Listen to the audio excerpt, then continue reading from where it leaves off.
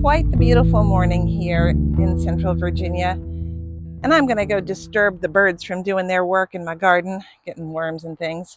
I'm going to go get some beets.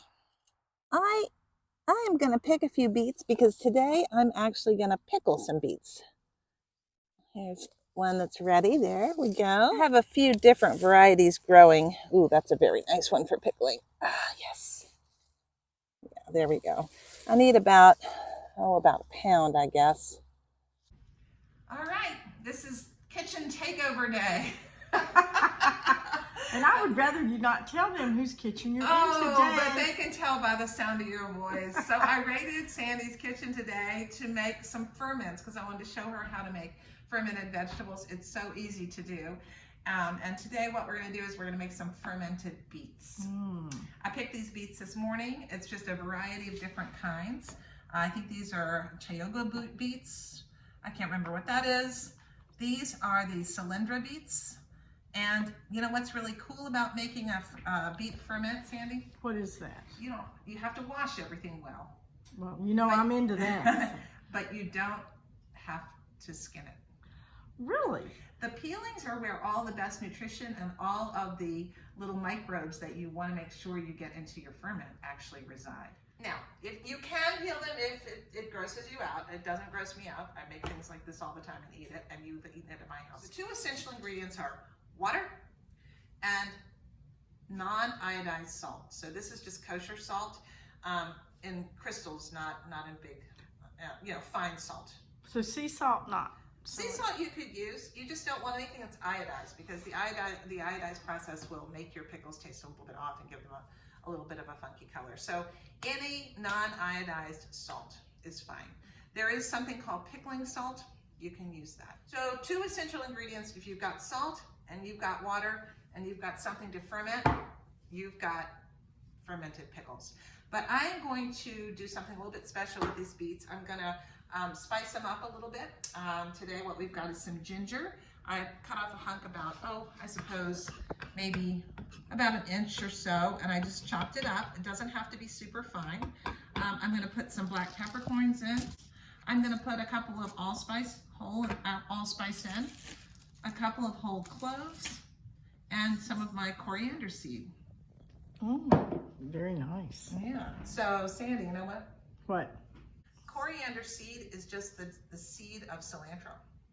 So when my plant goes to seed, I just pick it and then I dry it, and this is just from the end of the season last year, so it's a lot of coriander. And how long will that keep? Well, a whole like this, it'll keep for a good long time, especially if you keep it in an airtight way, and if you want to really make sure that it keeps even more. I mean, I'm not very good at this, but I could have put it in vacuum sealed it or stuck it in the freezer. Well, let's get this show on the road. And I will have a disclaimer for any viewers. I'm a grandmother, and you are looking at a grandmother refrigerator because if my grandchildren write a note that says they love me or I'm the best Grammy in the world, it's over there on the refrigerator. So again, I'm a grandmother. That is a grandmother refrigerator. For the fermentation, you're just going to need a jar, which I put the boiling water into.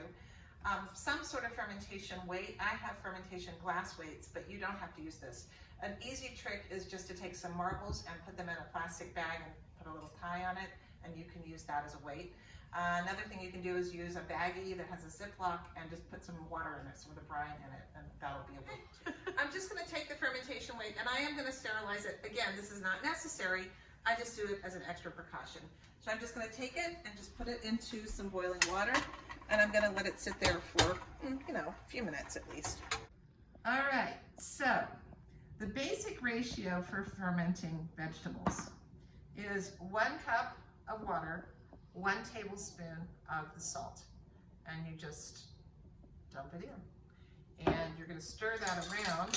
What we're going to do is we're going to cut up the beet, take off the root.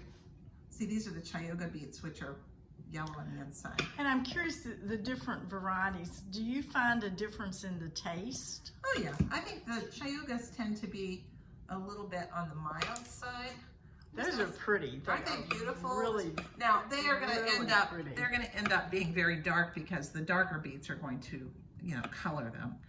I would love to see an artist rendering of those because that really is a Aren't they pretty? Gorgeous. Gorgeous. I love the beet. way, and if you slice them crosswise, they come out in a spiral. You can cut the beets whole. You can put them, slice them sideways. You can put them in quarters. It really is up to you. So I have just simply taken a few little bit of spice and I've thrown it in the bottom of the jar here. And then I'm packing in my pickles and my beets till about this much. You've got to leave space because you've got to have the water and the weight to be able to come down. All right, the next thing I'm going to do, this is such rocket science. You stir the brine, the salt. We're just going to pour it in. This is all there is to it.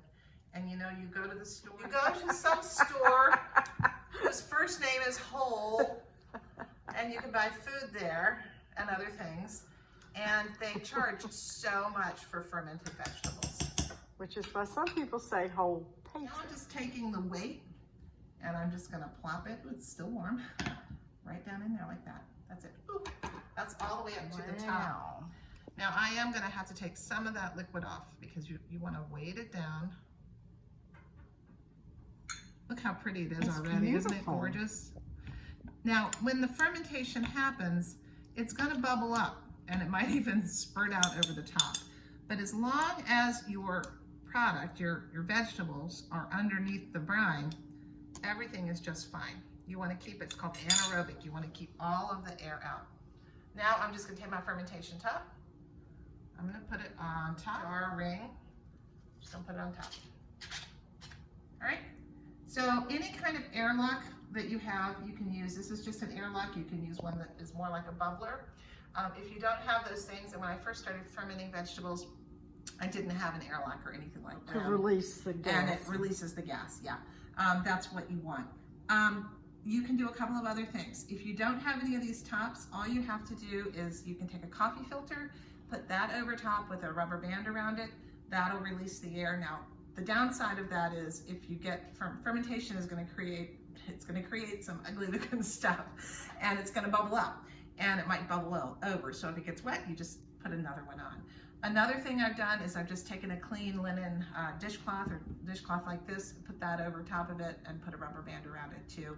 And that works as well. What you're going to do now with this is you're going to take it, and you're going to leave it at room temperature in a dark spot, so someplace it doesn't get direct sunlight. And your house is better than mine because you're temperature controlled. I have to put mine, I put it in my coolest room, my one room with an air conditioner, because at 90 degrees it would not be, it would ferment, but it would just go too fast and it wouldn't work. Could it explode? It won't explode, it might just bubble over. I asked that because my mother made some pickles once and they did explode. Well, yeah, I mean, I guess stuff happens. I have never had it explode. So what I would do is put this in a bowl or something that can catch anything that might bubble over, because it will. It's highly likely, and you don't freak out about it. Every day I always just check the level to make sure that it's still underneath. If it bubbles too much over, if you get too much spillage, it can fall. In which case you just mix up a little bit more brine at that same ratio and add it back in. So you see how it's underneath the weight. Everything is, the liquid is all underneath the weight, and the liquid goes all the way up to the top. And it's absolutely beautiful. It's gorgeous. Now it will get uglier before, because the fermentation will make this liquid very cloudy, and then ultimately, and it'll get all foamy on top. Don't worry about that. If there's a tiny little bit of mold or something like that that comes up, don't worry about it. Now wait, that of course I'm going to have to ask you about. So you don't worry if a little mold comes up? If it's not good, it'll smell really bad. Okay.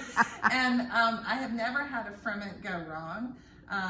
Everyone is different because it depends on what the atmosphere is like, what yeast is around, what was on that particular vegetable itself.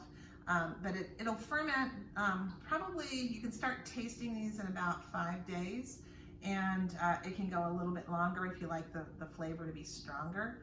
So I'll probably will let this go about a week, and then I'll start tasting them. Then you just take the airlock on, put a top on, stick them in the fridge. They're not shelf stable. They have to go in the refrigerator, and then eat them. And I always have a lot of different small jars of small batch ferments going in my house. So especially this time of year, I might have some sauerkraut, I'll have some beets, I'll have some carrots, I'll have some radishes, just many, many different things. And I make small batches because I don't have room to store things, and I want to make sure that, you know, I like having variety. And root vegetables are particularly good for fermentation purposes. Would that be true? I think you can ferment just about anything. Let me just talk about how I learned to ferment. I mean, you can get a lot of stuff on the internet. This is a book I found really helpful. It's just Home Fermentation, a starter guide. And in fact, I think those are some pickle beets right there that she's got on the front. It's so, so simple. And when you realize how simple fermenting vegetables is, you just feel like an idiot for buying them. It's so, so simple. So I will conclude that your fermentation relationships have been successful to this point. Yes. And you had some of my fermented garlic scapes last year. Remember that? Yes, it actually was very good. I was surprisingly good. Yeah, I was going to say surprisingly, because I just would not have thought that was something that would have fermented well. But tastes good, and it's good for you. that sounds like something we all need. All right.